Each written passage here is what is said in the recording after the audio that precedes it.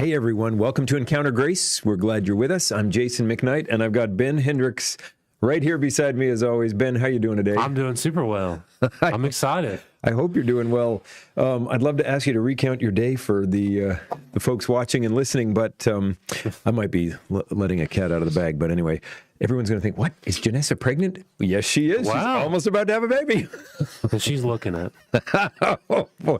in the best way, the glow. The glow. Yep. The glow. Oh, my goodness. All right, let's get out of this one really quickly into the topic at hand. Everybody listening contributes in some way to the world around them. And I mean, not the entire world and the state and the country and the whatever. I just mean the place you work, the place you live, the teams you're on, the class you're in.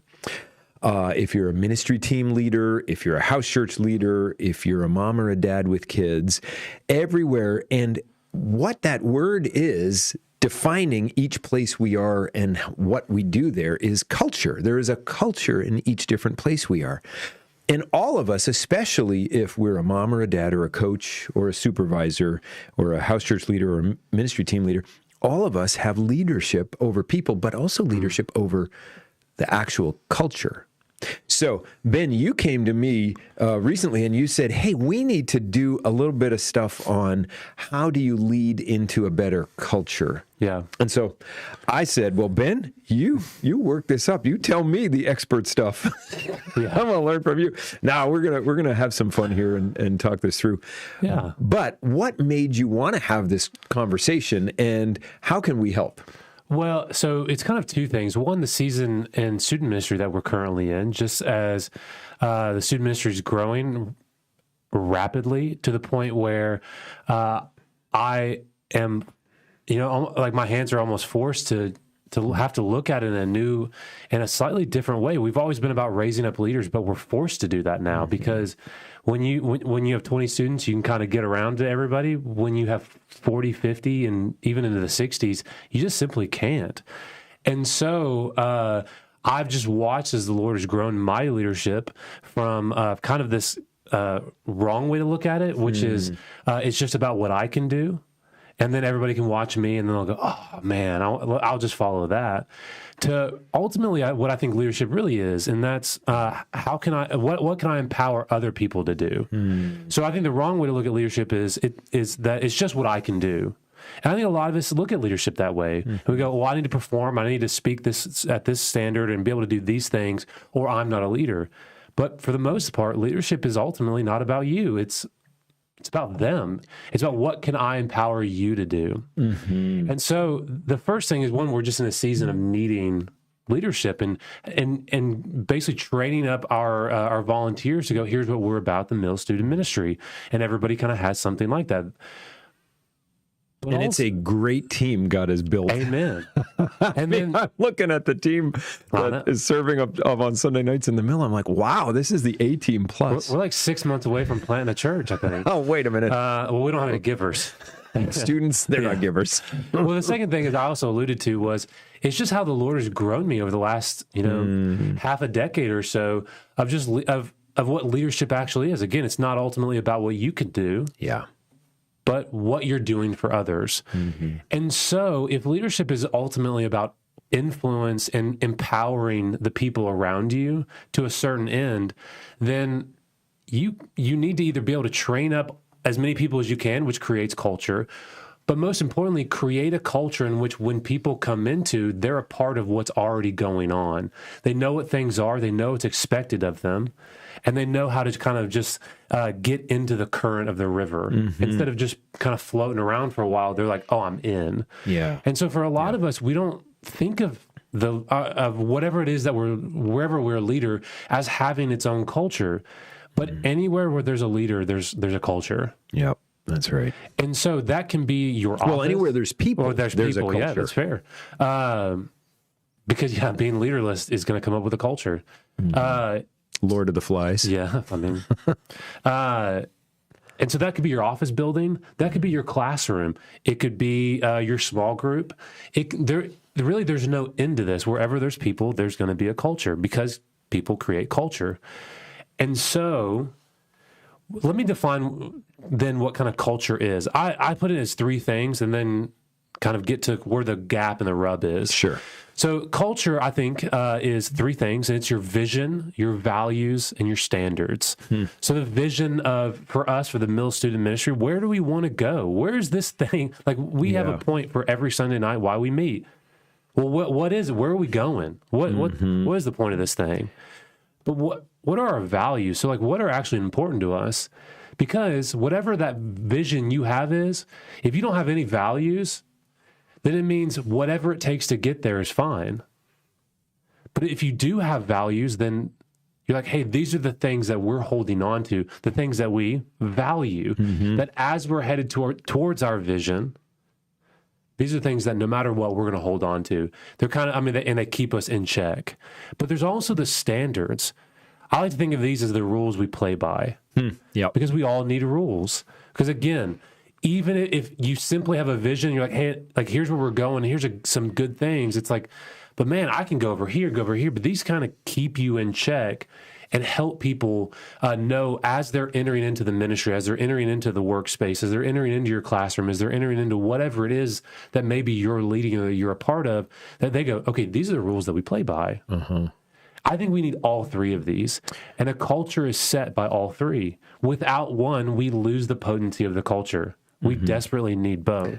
So a culture, when people are together and when we're together for a purpose, there's a vision because it's the story arc of where we're going, what we want to do, and it's also the defining the win. Yeah.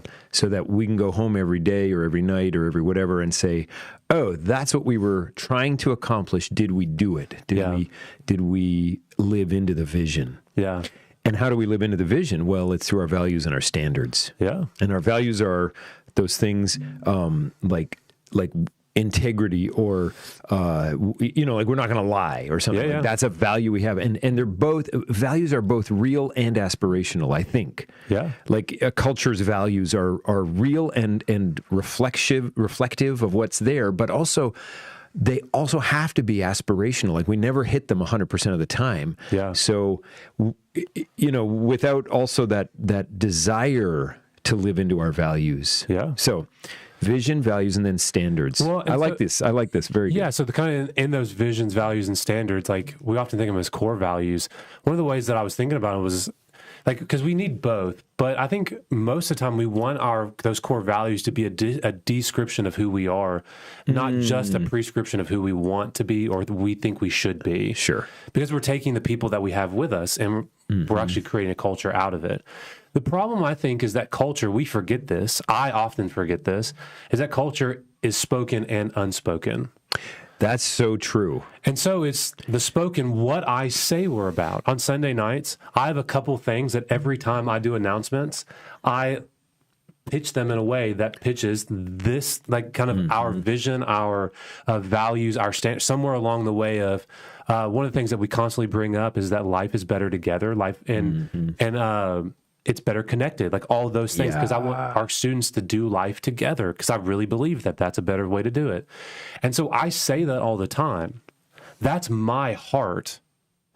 But the question then is, what are we actually about in the room? And so I can say anything and everything that I want, but do our students, do our leaders, do they feel like, hey, this ministry is setting up those things? Because there's the culture that I speak, and then there's these unspoken culture in the room.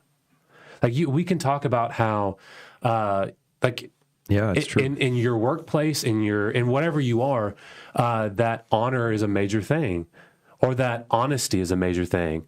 But when everyone is getting promoted because they're cheating, like they know that that's a spoken, but it's not unspoken. It's a spoken thing in the culture, but it's unspoken. It's not real. Yeah. Yeah. And so there's often, and I actually think in probably every scenario, there's at least somewhat of a gap between the culture that's in your head and your heart, those things that you want the culture to be, that spoken thing, and the actual culture in that room or the office or the building or whatever. And so a large part of leadership is trying to bridge that gap and being able to be real and going, okay, what am I communicating and what are we actually doing? Because those matter. So how do you get to, defining or being intentional about what do we need to ask to sort of diagnose our culture or to move our culture or to define our culture? Well, so I kind of think of it. I was thinking of it in like 5 questions, and maybe there's 10 or whatever there are. But 5's good for a start. Yeah, and so I think the very first one is, what are we for? I mean, you got to be for something. It's the reason why you're meeting. But also then the other side of that is, what are we actually against? Because one of the beauties of having a culture is when you look at it as your vision, your values, and your standards, you're saying these are the things that we're for. And that anything outside of these are mostly what we're against. And man, you can't say yes to everything. Yeah. You can't be all things. You can't. Only God can. And we're going to get, like, there's a couple beauties to that, of what that means for you. It frees you up as a leader, but also frees up and empowers the people following you to go, I don't have to be about that. That's not as important as these things. Like, setting up a culture and creating a culture is a very kind thing just to do to yourself, but also to the people following you, because it helps them go, these are priorities. So what are we for? What are we against? What are our values? What are we going to emphasize? Because you can't emphasize everything. What are our values? Meaning, like in that second, vision, values. So that second piece, standards. And then what are we going to emphasize? There you go. Because I just know on a Sunday night, I can't spend all the time I want trying to cast culture, because most of it's just absorbed anyways when you walk into the room. But the beauty of it is, in a message you can often say, hey, have you thought about, or apply it this way? We often do this on Sunday mornings with house church, because a major piece of the culture of grace is through house church. That's why it's so easy to make connections with that. One, because a large amount of people in our body are in that. Yeah. And so it's an easy connection point. But 2, the people who aren't are like, I am missing out on something. And that's part of our heart, because it's like, hey, this is what we're for. And you being outside of it, you're not saying you're against us, but you're not with us on this thing that we're really for. So what are the things you're going to emphasize? And as house church leaders, as we do any training, we do, 8 times out of 10, it's on culture. Strategy isn't as important. Yeah. Culture really is. In that segment, for sure. Yeah. You may need a strategy if you're going to try to sell widgets, in a new market. But if you're going to do shepherding in the mill or in house church, for sure, it's culture. Because one of the ways that I often think of it, because I'm completely agreeing, and maybe this illustration will fall flat. You guys can email Jason about it. Is I often think of leadership like of leadership is like, we often talk about like, get people in the boat with you. But it's like, if you don't have everybody paddling this just the right way, then you're not getting anywhere unless you have a current and you're like with the boat. And I actually think culture is that current that is moving your boat forward. That even when people are kind of struggling, you're kind of missing, or maybe this would never happen to me, you're leading poorly. Your boat can still go somewhere because the culture has been set. Yeah. Does that make any sense? Yeah, and that's actually the current versus the paddling, culture versus strategy, or versus action. And so that's the beauty of when we put in that hard work of creating a culture with wherever we are, when someone steps in that room, they're already in the flow. So let's go into the home just for a second, because the current in the home versus everyone paddling in the same direction. We've all been at dinner, family dinner. Maybe you haven't. I don't know. Maybe your husband. Family dinner where, we're almost at 2. We're there. Frankly, there's a couple of kids and someone's at a bad day in a bad mood, and, I don't respond right. They don't respond right. Yeah. And now everything around the table has just been, but you know what? If you're going towards Christ-likeness, and that's the culture, and to build family relationships, and that's the culture, that's the current that's going to take you through this little hiccup in the paddling at that one dinner or at the whatever thing coming up, where the kids go off the wall. I mean, that's an important thing. That's a really, really helpful freedom that culture, that creating and caring and setting and protecting the culture brings. And so one of the great things about helping and focusing on building a culture is when you find that there are people on the boat who don't know what to paddle, and I mean, they're still getting carried along because the culture's set, is it kind of frees you up to be able to address them in the moment, because it's like, if you stop paddling for a second, you can actually talk to them and like, hey, because the culture's still carrying you. Because I think one of the biggest tensions in leadership, especially when someone's kind of going against the culture, or maybe they stopped paddling, maybe they're just kind of just stopped in general, is actually the two big questions. Anytime in leadership, when somebody messes up, when somebody's struggling, when somebody's going against the kind of the grain, there's what do I address? Because you can't address everything. Mm-hmm. You just can't. But some things really do need to be addressed. Yeah. And then the other question is, when do I address it? I think we've all had moments where we waited too long or we didn't wait long enough. Mm-hmm. And so that's a rub. And ultimately, I don't have some incredible answer, I don't think, fully for that. But that's one of the beauties of the Spirit, I think. Well, I think so. I think what to address, like how many things to address when someone's not paddling, right? Yeah. Let's say, and when to address it. My experience is the longer you let it go on, the harder it is to correct. And the more freight you put on it, the harder it is for them to receive it. And I've done this wrong a lot of times with people, trying to create culture. Don't agree too quickly. But I mean, I just feel like, I really want someone to get it. And so then I overshoot the mark in trying to enculturate. Yeah. And instead, probably a well-crafted sentence can do more than, 4 paragraphs with your 12-year-old son. So when to address something and what do I address? Because you can't do all things all the time. And plus, you're not the Spirit. You're not perfect in everything you see. Yeah. So, just pick things to address that seem to be going against the culture we're creating. Yeah. I think that's one of the places where having a strong culture and knowing what those, all those, the vision, values, and standards are, is, again, they help align you, is when they're kind of going against the culture on something that's a little low on that, like, you don't necessarily have to address it in that very moment, but when it's really high up there and they're like sitting there paddling against things, it's like, no, we got to have this talk. What? Yeah, go ahead. Well, one of the hard things about leadership is that you have to be deliberate. Yeah. You cannot just be default. And so the dance of when to address things and everything. But I think the whole idea of, as a mom and a dad in the home, as a house church leader, as a ministry team leader or work leader or teacher in the class, every teacher knows this beyond a shadow of a doubt. You have to set the culture, or the kids, the inmates are running the asylum. Yeah. And so the idea that part and parcel of leadership is being deliberate and intentional all the time and not being passive or default. And I think that's a really helpful reminder to us. Now, how do we do that? Or what happens if we don't do that? Well, so I can speak for me and all the times that I've kind of found myself where I find myself just in the flow of leadership or in the flow of even the own culture. And I just am like, this is good. I'm going to stay. Like I kind of look at it, I drop the paddle and I pick up the lazy river tube to keep going with this illustration. And I stop being deliberate, the same, deliberation that took to create that flow. And I kind of just put everything aside and I just kind of sit there and I always fall back to default. So I just know if I'm not intentional, that I will always fall back to one of these 3 things: what is comfortable, what is convenient, or what is familiar.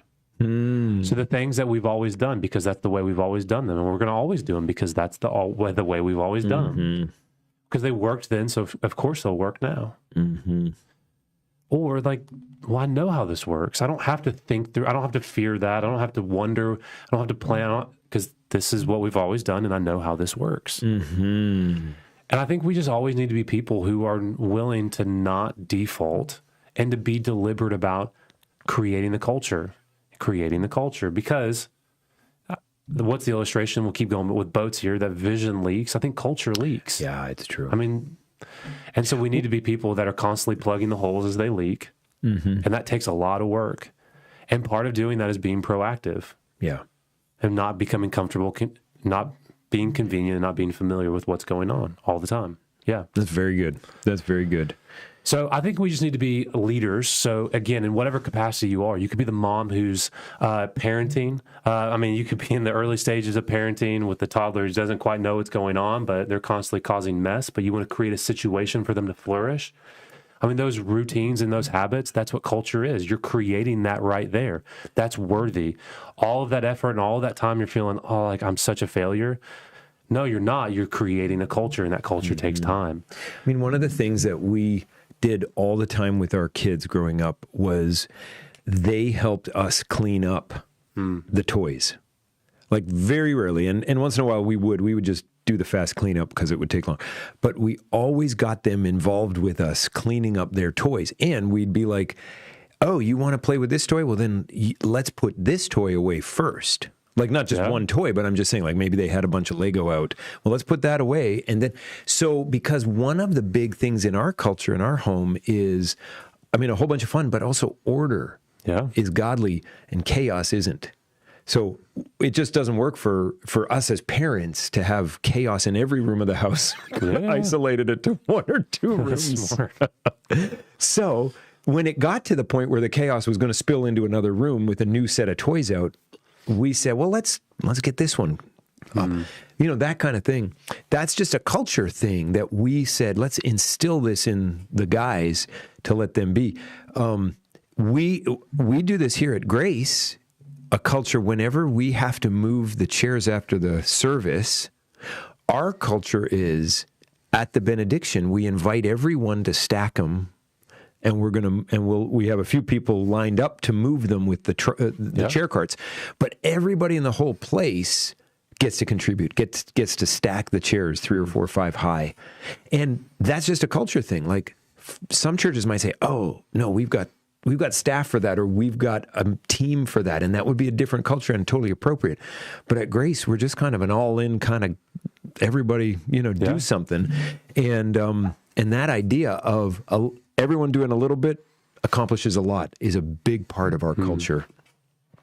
I think it's just really important. I mean, to be able to, one of the things you have to think through as we're establishing culture is what are the big things that you want in the culture? And so, I don't know, this is kind of the way I often ask myself, because I'm not always the person who's willing to die on a bunch of swords. Some people are.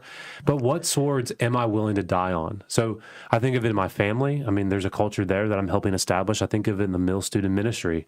I think of it, and there's multiple places. I mean, again, in your workplaces, you're establishing the culture, maybe in the one that you just started, or maybe you just got that position, or really you're settling into a one, and you're just trying to figure out what that culture is. And you can look at these, like, what are the swords in that area, in that just space that people are willing to die on, that you think people that are willing to die on? Like, as I was just thinking through many of them, like, some of the ones I just came up with were like honor, excellence. I mean, that's literally one of our core values here.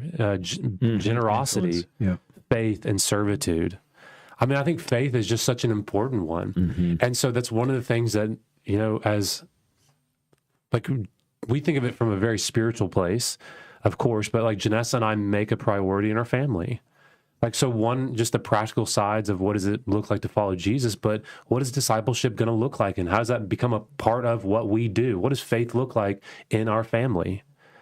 And so that actually is a major piece. I think it's one of the biggest pieces, if I could be so bold, in just about every single avenue of leadership. Because the people who are following that leader, their belief in that leader is unbelievably important. And now that's a little bit different view of faith, but their belief in them absolutely matters. And the second those people can follow those leaders, it's either you need to find a new leader, or you got to find new people. But then also belief in the team. Are we actually accomplishing it? Do we have a purpose? What, like, that kind of stuff. But also belief in the vision, the mission, and the kind of the standards and the values that are going on with it. Like, I mean, friends, I think if you're leading something and you no longer believe in the vision, the mission, or the standards, like, it's probably time to walk away, and it's okay. Because you're probably not aligning with what's going on. Because ultimately, culture really, really, really, really matters. Well, it's everything. Yeah. I mean, that's the thing. I mean, we're dancing around it, but the fact is it's everything. I think another huge example of what's big in your culture has to be integrity. And it's harder and harder in our era because everyone has their own truth. Good point. And now we talk about emotional truth versus factual truth. It's like, what does this? No, integrity. There's a standard. We're gonna hold to it, even if it makes me uncomfortable, even if it makes me look bad. And if I happen to be the dad or the boss, integrity is even more important that I hold to, because when I go to my kids and apologize because I stepped out of line, that is the gospel. Like, that preaches the gospel, because it says even dad is under authority. And that, there's a fear of God, and they get to extend grace to me. And that teaches them what it's like to know the gospel. So anyway, I think integrity, as much as, you camped on faith, and I love that. And I think everything you said was right. I think in our day and age, everybody listening, if there's one thing I could long for our kids and our community and our churches, is that integrity is number one in culture. Yeah. I mean, one of the places that we're really trying to figure out right now, I mean, the Lord is just clearly leading us to there, is how to make servitude a bigger part of the culture in our student ministry. So whether that's serving on a Sunday morning or some random evening, but very specifically being able to serve other students on a Sunday night. So what do those steps look like? And we're figuring them out. And we're going, okay, how do we create this? Because it hasn't been. Well, there's a lot of kids doing a lot of things throughout our body. So I mean, I watch high schoolers here serving on a bunch of teams, and that's a great thing. And it may not have been directed through you, but it's been directed by the Spirit. Yeah. That's fair. Don't let that leadership team ride you too hard. No. But I love that vision. Is what else can we? I mean, if we're going to be like Jesus, we're going to be serving. Yeah. And so there's no better way for high school students to grow. Yeah. I love it. And so one of the great things about culture is that the longer a culture is formed, and it's formed well, the bigger and stronger I think it gets. Yeah. And so the better and more easily it carries people along with them to the desired vision and the end that you have for them, right? Now, this is the exact reason why when church planters leave the nest here at Grace, it is a harder road than they expect. Because they don't realize how much current of the Grace culture is here. Yeah. And they're going out, and they have to not only paddle, but also trust God to create the current. That's fair. Yeah. And it's just, I mean, every one of them, McDaniel, Austin, Grant, Davis, and now Jamal. And Jamal's just going to figure it out. And he knows, I mean, we've talked about this, but the idea of creating culture and establishing the beginning of culture and that core team that's already meeting as a house church, it's a hard thing. Because it's not just the paddling, it's the current. Yeah. So that's a really good. And I think a piece of that is, unfortunately, we all carry with us a few of our favorite culture killers. It's so true. I think I have a few of my favorite. You might have, one or two. But I think we all kind of walk around with things that we don't mean to use to go against the current, to try to break up what's going on, or to kill the culture, to be as bold as that can be.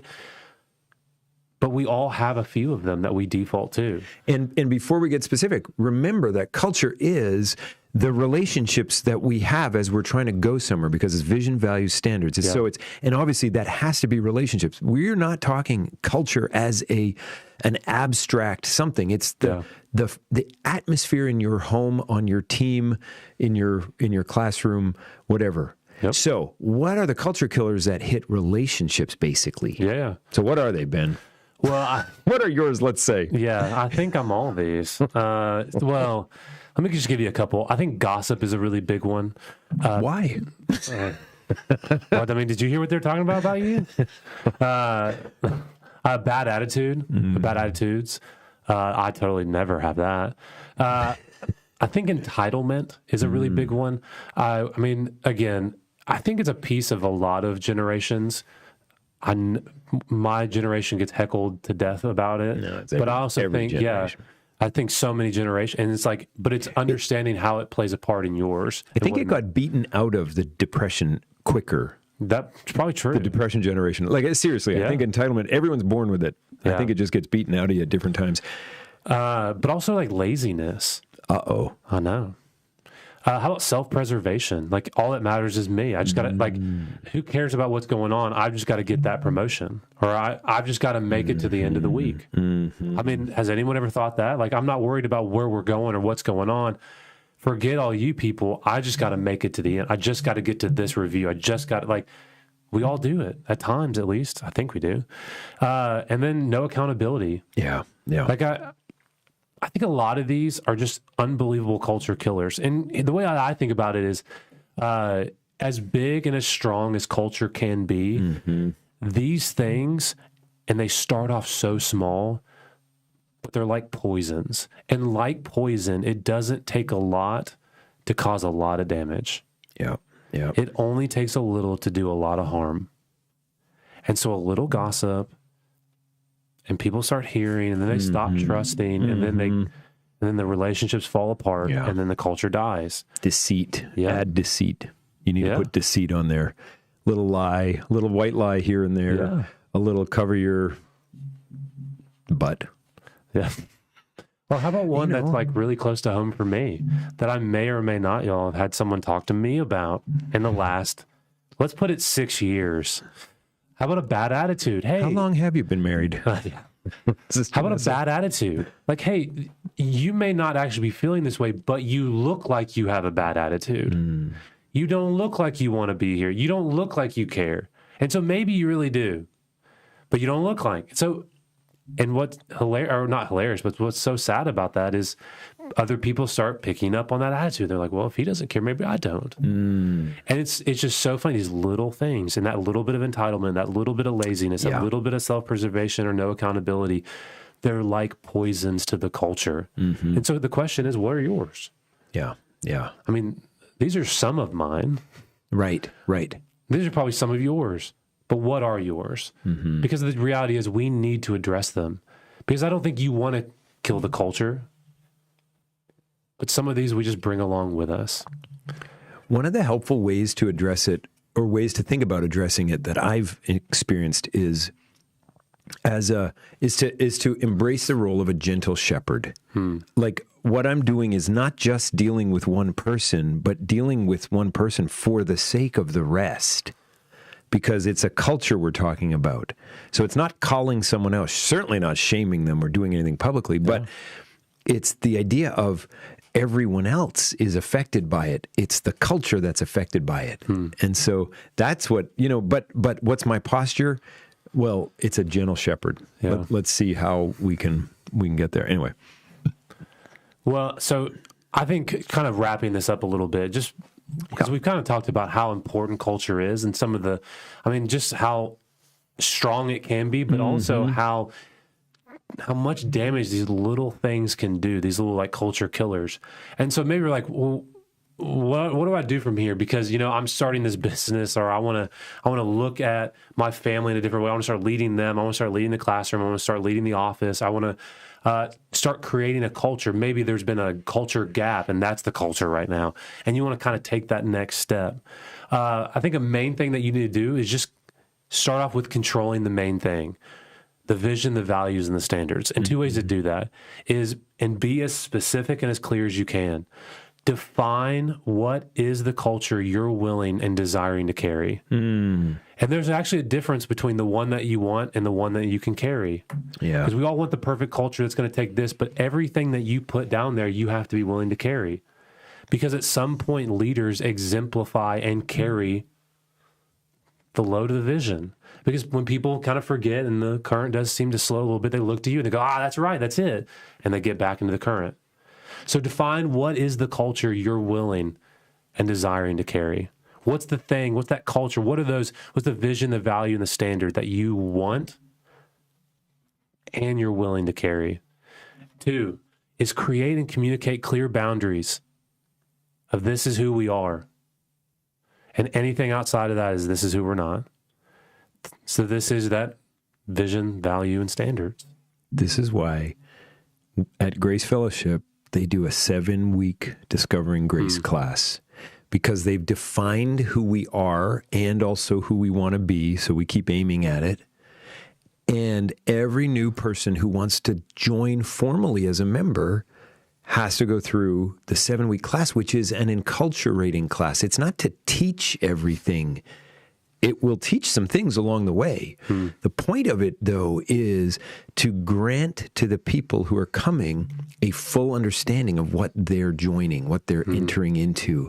So we do a whole day on, well, what are the core values of grace? We do 2 whole days of the 7 days, 7 weeks, on what do we believe? What's our doctrine? Yeah.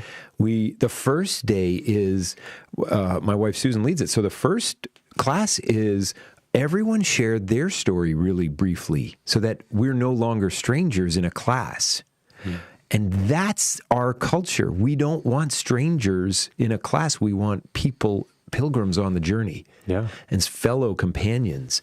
And so the way we do the Discovering Grace is that the first class is, well, let's hear from you. Who are you? Why are you here? What are you, what's God done in your life? Or has he done anything yet? Are you... maybe you're not even a believer. You're trying. And then we highlight, so that's get to know your core values, and then 2 on doctrine. So there's 4 of the 7. Then the last 3 are 3 key discipleship practices that will make or break your growth in Christ. And you got to come to the class to hear them. But it's really an encouragement into them. It's not a teaching about them because no one's ever heard of them. Yeah.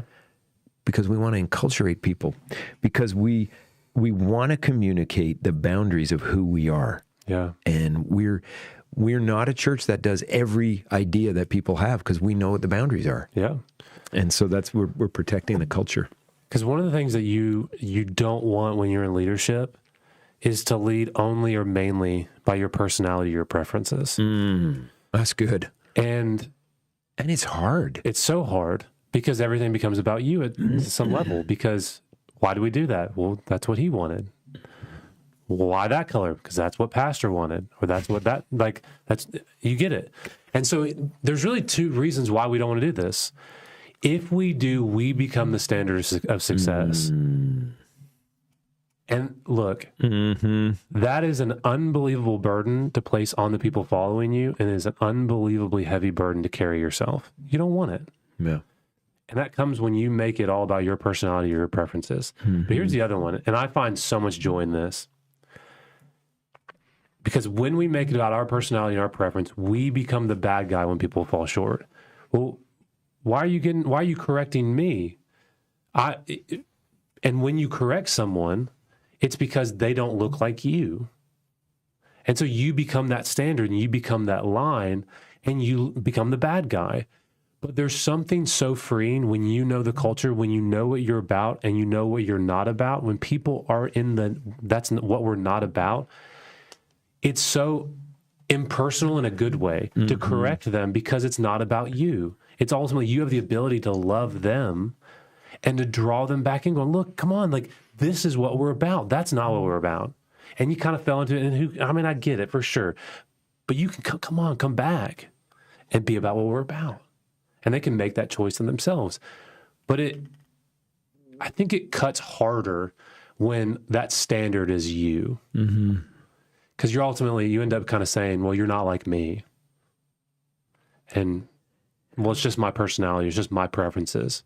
But no, it kind of gets to that seems subjective. Yeah. When this is who we are, that's objective. That's right. And so that line becomes not you and becomes black and white. And it's actually helpful. And I think people want that. I know I do. Well, and the most beautiful thing for all of us listening, kind of as we land the plane, is that it doesn't have to be about my personality, my preference on the community soccer team I coach, in the home that I am a parent in, at the workplace, classroom, house church leader, whatever. It's about Jesus. And we don't even have to, we know the objective culture we want. It's Jesus. If Jesus was the dad in this home, or the mom in this home, or the coach on this team, or the vice president in this company, what would he do? Yeah. And that's just exactly then what our culture, our aspirational culture, what I'm working towards. So my preference, my personality really can take a back seat. I don't have to figure out, how do I do that? Yeah. I just make more of Jesus and trust him to enculturate us for the good and the flourishing of others and the furthering of his kingdom. That's so good. Well, there you go. Kind of to end this, I mean, I think leaders like you guys, we need to have at least three things. We need to be able to carry, exemplify, and police our culture because culture matters. It's so important, which also means that we need people in our ministries. We need people in our offices. We need people in our staff. We need people in our homes, and we need people in our classrooms and wherever we are leading who will help us carry and exemplify, but also the people to help police the culture, because we got to protect that culture. And police can kind of be a scary word, but protect the culture. Yeah. To help go. And not like when somebody kind of when that, like, and I've seen it on a Sunday night for us. When one student does something that's like, whoa. And before I can even get to them, we'll have a student like, hey, we're actually not about that. I'm like, that speaks so much more, like stronger than even if I said it, because he said it. Yeah. And it makes so much of a difference that we need to have people who are carrying that culture with us, because we can't carry it all by ourselves, but also to protect it. So I think one of the questions one or three kind of questions we can land on and end with is, does your classroom, does your business, does the people following you, does your family, does your ministry, does your organization, that thing that you're leading, does it look like what's in your heart? That thing that you have in your heart, and you're like, this is what we're about. This is who we're going to be. This is our vision, our values, and our standards. Is that what it actually looks like? Because the truth is, the majority of us and the things that we lead, it's all of us actually. We all have a gap between the thing that's in our heart and the thing that's in that room. How big is the gap? And so also, who is helping you carry the culture? I mean, do you know their names? Do you know the students? Do you know the people who can help you carry that giant load of a thing called culture? But also, who are the people helping you protect the culture? Who also see it, they know it, and they're willing to just go, hey, like, we're actually not about that. Or we actually think of it, this is the way that we do it. And like, oh, okay, great. I think we need to be able to know that there's a gap. Here's what's in my heart, here's what's in my head, and here's what's actually in the room. The people who are carrying it along with me, it's encouraging, and the people who help protect it as well. Which are often the same people. Yep, it's true. That's good. This is good. Ben, I really appreciate you leading us into that. And I mean, thinking for us of culture and helping us process, because here we are. I mean, everybody's got it. Yeah.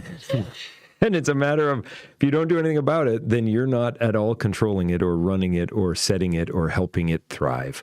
So the more we can think clearly, and this is super helpful to lead us along the way. A few culture killers, a few handles and questions. I love it. And thank you so much. Absolutely. Thank you for joining us, and we'll look forward to seeing you the next time.